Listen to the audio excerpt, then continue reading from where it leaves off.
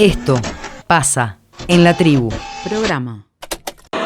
Algo con R. Algo con R.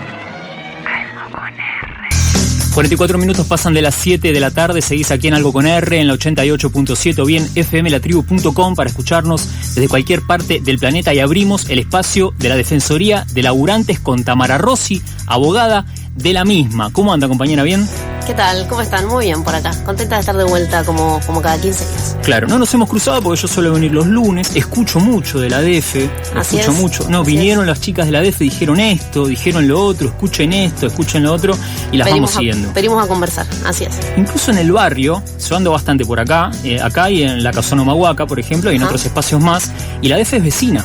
Así es, estamos en la Comuna 3, pero somos vecinos y somos amigos también de la Casona Humahuaca, de los espacios culturales y de los espacios que tienen laburo territorial en el barrio. Siempre estamos ahí intentando sumar, intentando participar, conociendo. Sí. ¿Dónde queda el local? Nosotros estamos en Avenida Corrientes 2925, es a una cuadra de Pueyrredón. 2425 o 2925. 2925. Genial. Así es. Bueno, ¿qué están viendo? Estamos en plena discusión paritaria, ¿no? Sí, tenemos un montón de cosas. Hay un montón de cosas y está bueno. ¿Por dónde querés arrancar? Por donde quieras. Si querés podemos contar un poquito de la situación del empleo público, que la verdad es que es bastante terrible lo que pasó esta última semana. Me afecta directamente, quiero contarte. También, bueno, podemos conversar después del caso concreto.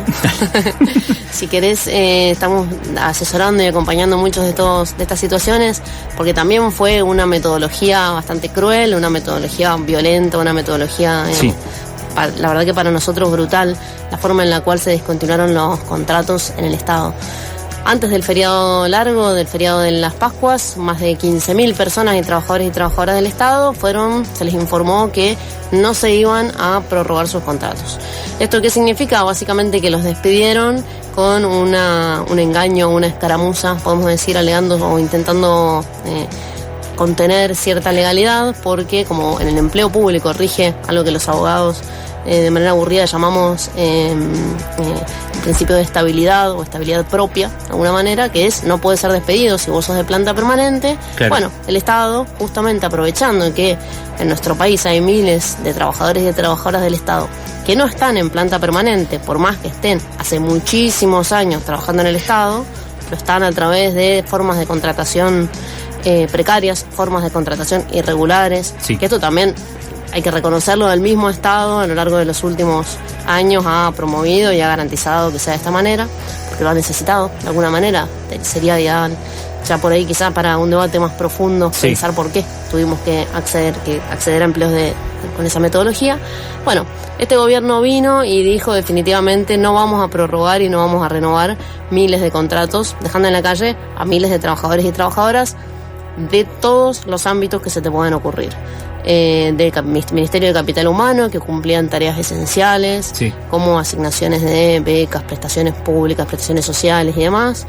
Desde la cultura, ni hablar, uno de los sectores más desguazados y más vaciados, de ciencia y tecnología, de educación, de todos los ministerios y de todas las categorías, podríamos decirlo, tanto perfiles técnicos como perfiles no técnicos, personas con 1 año de antigüedad como personas con 30 años de antigüedad por renovación de contratos, están en esta circunstancia. Y de todas las modalidades de contratación también, porque bien decías, hay planta permanente, también hay ley marco y 1109, monotributistas. Así es. Esperábamos, quienes somos estatales, yo en particular estoy dentro de ley marco como tipo de contratación, dijimos, bueno, claro, si bien nos renovaban cada 90 días, muy probablemente comiencen con los que tienen, digamos, el tipo de contratación más frágil, que es la del monotributista. Monotributo. Bueno, no.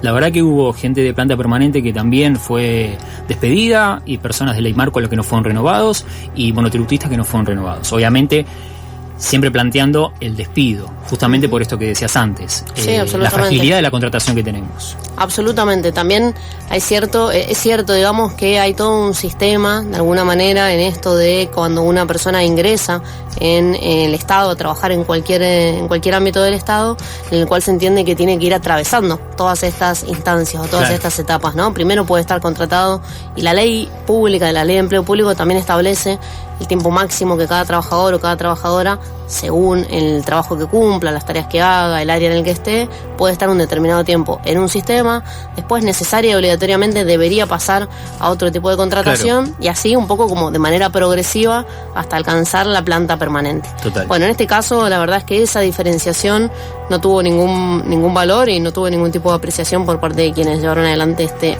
brutal recorte. Total. Tamara, ¿y qué puede hacer el empleado público, la empleada pública en estos casos? La verdad es que en principio, mira, te voy a dar una definición política porque la verdad es que es importante para nosotros plantearlo de esta manera. Lo más importante que puede hacer un trabajador o una trabajadora que esté en esa circunstancia es empezar a organizarse con sus compañeros y sus compañeras, porque es una forma legítima en la cual controvertir, en la cual discutir y resistir todas estas políticas. También en paralelo puede, y lo digo en organizarse porque hay un gran movimiento desde los sindicatos que representan, que están como, bueno, sabemos que hay 2 grandes sindicatos que representan a los trabajadores del Estado, que están intentando de alguna manera llevar adelante negociaciones y garantizar reincorporaciones. Claro. Y en caso de que no se puedan garantizar reincorporaciones, iniciar el reclamo jurídico, el reclamo judicial correspondiente. Hay algo que está pasando, que es la necesidad que tiene el gobierno y sobre todo el presidente y el vocero de anunciar esos números enormes de despidos, ¿no? Los 70.000 que vamos a despedir, y que eso va a ir siendo en el tiempo, estos 15.000 de ahora, y después lo que ocurre, una vez que eso se efectiviza, es esto que vos marcás, esas negociaciones de los trabajadores organizados en sus sindicatos y con algunas reincorporaciones que, claro, no salen a la escena pública, no son datos que se vuelquen ahí, porque, claro, ni el gobierno quiere volcarlo, ni esas negociaciones son convenientes que se vuelquen ahí. Entonces eso ocurre un poco por abajo. Obviamente es una porción pequeña, no es que no está ocurriendo.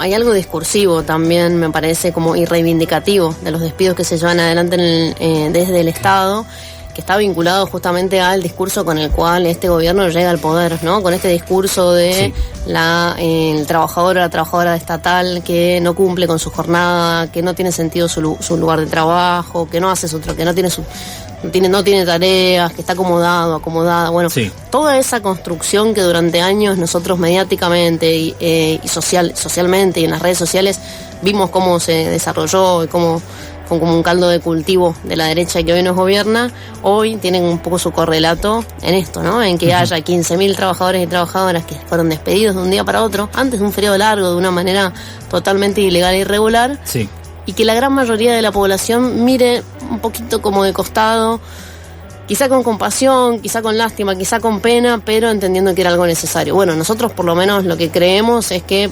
es absolutamente contrario. No solo no era necesario, sino que es contrario a lo que debería suceder. Claro. Porque lo que debería suceder es que deberíamos tener un Estado fuerte, capaz de responder a todas las necesidades que tiene la población. Quien dice esto, para quienes no nos están mirando, es Tamara Rossi, abogada de la Defensoría de Laburantes. Tamara, ¿y esas presentaciones que pueden hacer los sindicatos? Que entiendo que las más convenientes son las que son más colectivas. ¿Qué...? Si no es así, corregime. Si no es así, corregime, pero termino con la pregunta. No me dejes decir giladas. ¿Qué posibilidad tiene de prosperar en el Poder Judicial que tenemos? No sé si va a alcanzar a la Corte en algún momento, pero ¿qué mirada tenés sobre eso? Bueno, hay fallos de la Corte porque el empleo público también lo que sucede es que tiene una regulación muy distinta de lo que es el empleo privado, ¿sí? El empleo público va por un fuero diferente al fuero laboral ordinario, va por el fuero administrativo, contencioso administrativo, que se llama. Y lo primero que hay que hacer es pensar en qué conviene en términos de intervención jurídica, si ir por una cuestión, como vos decías, colectiva. El problema de la cuestión colectiva es que la resolución de esa causa o de ese expediente aplica a todos los que fueron en esa presentación. Entonces hay que pensar si es conveniente o no, si no hay, digamos, como una posición, un acompañamiento político a través de los sindicatos o de la fuerza que se pueda hacer en paralelo a la presentación judicial, puede resultar en el hecho de que se presenten muchos trabajadores de manera conjunta y un solo fallo, un solo juez decaiga o les rechace todo el reclamo de que cada uno hace. Quizás convenga eventualmente, si no hay un acompañamiento político y si no hay una fuerza sindical que presione al Poder Judicial desde las calles, quizás convenga que las presentaciones sean individuales porque de alguna manera se maximiza la posibilidad de que haya resultados positivos individuales. Claro, ¿y algún fallo positivo, aunque sea individual, podría sentar algún precedente? Así es, así okay. es, eso es lo que hay que evaluar. Nosotros lo primero que hay que hacer es intentar conversar y ver qué medidas de acción se están llevando adelante desde los sindicatos, pero también al mismo tiempo activar la herramienta jurídica. Sí hay muchos precedentes en nuestro país o antecedentes judiciales en nuestro país, también hay varios de la Corte Suprema, algunos en los cuales se le reconoce al trabajador o a la trabajadora estatal la condición y la característica de tal, otros en los cuales no es tan así. Y hay algo que es determinante acá en términos jurídicos, que es la antigüedad. Porque como decíamos recién, la Ley de Empleo Público establece que hay un periodo máximo de tiempo por el cual cada trabajador o trabajadora puede estar contratado de una determinada manera. Por ejemplo, si la ley, esto no es dato, sí. Pero por ejemplo, si la ley establece que uno puede estar bajo la ley marco o contratado por el artículo 9 un año, y si el trabajador estuvo 10, eso judicialmente es ganable. Si el trabajador estuvo menos, no conviene hacer la presentación porque probablemente sea rechazada. Eso es lo que hay que evaluar y por eso también depende un poco del caso concreto y de la antigüedad. @Defensoría de Laburantes para seguir a Tamara y compañeras y compañeros para estas asesorías. Atención, también hay algunos contenidos que son interesantes para acercarse en este contexto donde hay muchas dudas sobre todo y puede tener información, ya colabora mucho. Hay una discusión que se está dando esta semana, Tamara, que tiene que ver con lo paritario, lo estrictamente paritario, y nada más y nada menos que camioneros, que es uno de los gremios más fuertes y que suele establecer un piso o un techo, sobre todo un techo, para negociar después las paritarias, y esta confrontación siempre a ver cuánto puede torcer el brazo de las patronales camioneros. Y el gobierno en el medio, ¿no? En el medio, homologando o no homologando el acuerdo que efectivamente hubo de 25% de aumento. Pero me interesa que escuchemos al ministro de Economía, Caputo, y después lo conversamos. Ahí está Moyano diciéndote, no me pongas techo a la paritaria, homologame el 25% o el lunes, o te paro el país. Le dijo, no se va a mover una hoja, le vas a homologar, ¿el gobierno le va a homologar? No vamos a homologar eso porque tiene que tener, obvio que no, porque tiene que tener una lógica la paritaria. No son paritarias libres. Bueno, no, sí, las paritarias son libres, pero vos después como regulador en la Secretaría de Trabajo tiene que homologar eso. ¿Por qué vas a homologar algo que no tiene ningún sentido? Vos mismo te generás un problema. El Estado no se debería meter en Bueno, pero si no se tiene que meter, digamos, no se mete en el sueldo, pero sí está establecido que tiene que homologarla. Si lo que está establecido es que tenés que homologarla, te tiene que parecer razonable lo que tenés que homologar. Podemos discutir si tiene que homologarla o no.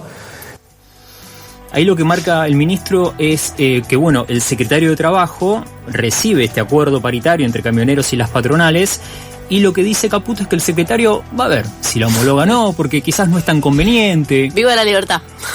Claro, ellos controlan, digamos, se pone a discutir por los precios, pero y permite que los precios suban, pero este precio, que es de los salarios, no le vamos a poner un techito y no vamos a permitir que sea de 25%. ¿Qué estás viendo?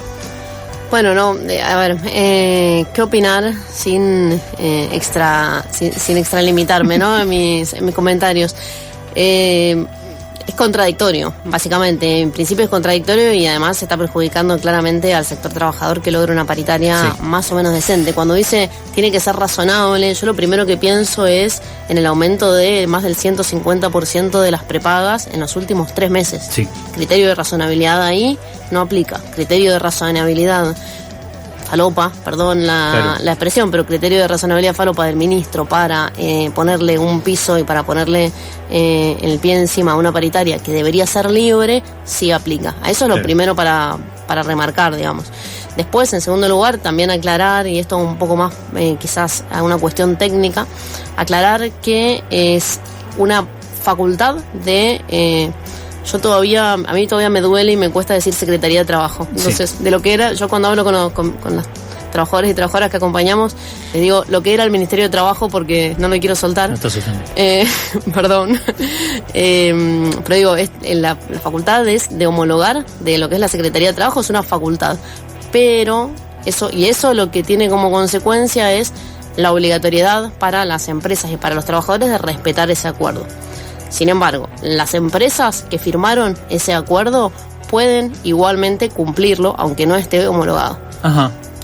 acá hay algo clave, porque yo entiendo, y esto un poco como en las declaraciones de Pablo Moyano lo hemos escuchado, un poco lo que está diciendo es, claro, lo que no puede hacer el sindicato si no está homologado es ejecutar ese acuerdo, es decir, exigir su cumplimiento legalmente. Se transforma en una obligación natural o en una obligación que no se puede ejecutar, pero que igual existe, porque ese contrato, ese acuerdo se firmó. Claro. Entonces un poco ahora entiendo la negociación o la intención es, evaluar si cada una de las empresas que firmó este acuerdo va a respetarlo o no, aunque no esté homologado. ¿Están obligadas a hacerlo en la medida que no se homologue? No. ¿Pueden hacerlo? Sí.